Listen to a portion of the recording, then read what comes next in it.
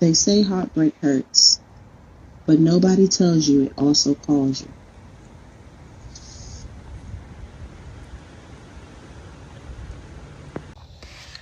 Peace.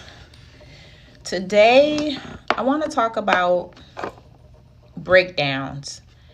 And I'm not talking about breakdowns in a theoretical way. I mean the kind where life actually starts falling apart.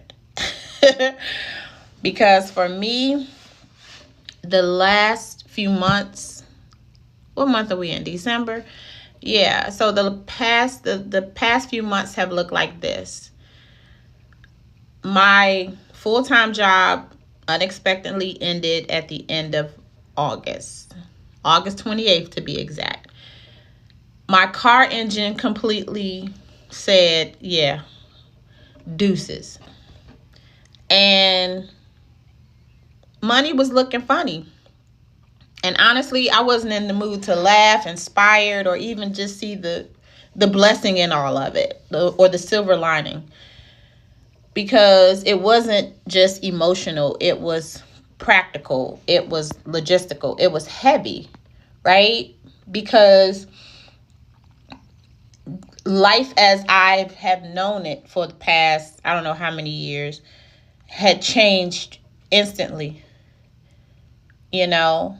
And bills don't stop because of that. Kids are still watching you and paying attention and still need you. And life is still moving, right? Like, the end of a job means the end of a significant amount of income, benefits, um, routine. My car was everything to me. At least I thought it was, like no more nighttime drives just to breathe, or, being able to go where I want to go when I want to go, right? So, and if you know me, you know um how challenging it can be sometimes for me to just sit still, right? So, and on the outside, it looked like all hell was breaking loose. But here we are in December. And here's what I've been kind of like processing and kind of thinking through. That kind of breakdown, where it's like a series of events, isn't random, in my opinion. A lot of times, it's a cycle being interrupted, right? So this morning, I woke up and read through Second Chronicles chapter 28. Because that's kind of just where my Bible opened up to. And there's a story in there about a leader that was under pressure. And it wasn't just internal pressure. Everything around him started collapsing. Losses, conflict, instability, enemies, just, enemies and ops on every side, right? And instead of just pausing, he reacted. He reached for control. He reached for outside help. He reached for whatever promised that quick relief. And it actually made the damage worse, right? And that story kind of hit me because when things started falling apart for me, I could feel that same instinct, right? How can I fix this? Let me hustle, let me grind, let me push harder, let me force momentum, right? Don't feel it. Don't take the time to feel it. I gotta solve it. I gotta fix it, right? Keep it moving. It is what it is. But here's the thing I learned the hard way. Breakdowns happen when your old way of surviving can't carry the weight anymore. Losing my job wasn't just about income. The car breaking down wasn't just mechanical. Money feeling tight wasn't just numbers. It exposed how much pressure I've been holding together with just sheer will. Pressure doesn't create who you are. It honestly reveals your patterns. And when pressure shows up everywhere at once, finances, transportation, stability, It's confronting. It asks you questions you can't outrun, right? So what do I reach for what did I reach for when I didn't feel safe? What was my norm? My norm, maybe I'm gonna have a drink to kind of, so I could just breathe. Or I'm gonna order some lemon pepper wings and fries, for emotional support, of course, because it tastes good and it's comforting and I deserve some wings, right? Or I would call, my friends, or whoever I trust in my circle, and just kind of complain a little bit and wallow in it, like, this sucks, this is unfair, this blah blah blah.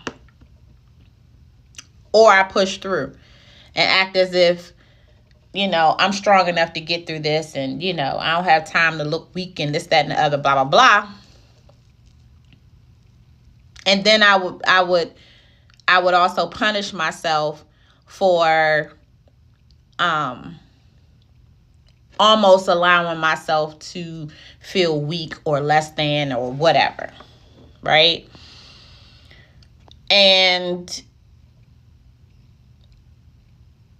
I've learned that making a mistake doesn't mean that you deserve to be crushed. And being in a hard season doesn't mean you should punish yourself for not being okay. And that was a big shift for me, because I am the queen of punishing myself, right? Like, oh, you should have had another job lined up. You read Who Moved My Cheese? You waited till the cheese ran out. Like, if you read the book, you understand what that means, right? Or just being really hard on myself in a way that I would never be for the people that were closest to me or the people I love, right? I realized how quickly I turned pressure into self-blame. Like, if I had just worked harder, stayed more positive, figured it out faster, I could avoid the discomfort. But discomfort was the whole point, right? It was the whole point. So in 2 Chronicles chapter 28, even though mistakes were made, even though things went wrong, mercy and grace still showed up. Correction didn't cancel care. And that showed me something important. Breakdowns aren't meant to destroy you. They're meant to slow you down enough to change how you respond. Sometimes chaos isn't collapse, it's reorganization. Breaking cycles doesn't start when everything gets fixed. It starts when you stop punishing yourself for needing care. When you let yourself be honest. When you stop forcing momentum. When you choose compassion in the middle of confusion. So, I said all that to say, the last few months didn't break me. It felt like it. It felt like I was being punished for something. But it did break an old pattern, right? And I'm learning that sometimes that's exactly what a breakdown is for. And that could be heartbreak. That could be everything, right? Anything that's falling apart. Because I can honestly say that I had to learn how to slow down, learn how to breathe, and also know that this is all for my good, even when it don't feel good, right? So yeah, that's all I have for today. I hope that something I said helps you see the breakdown, and like, just let the breakdown happen. Let it break up those patterns, right? What's the saying? Pressure busts pipes, right? So yeah, I don't know why I included that, but maybe somebody need to hear it. Until next time, I love you all. Peace.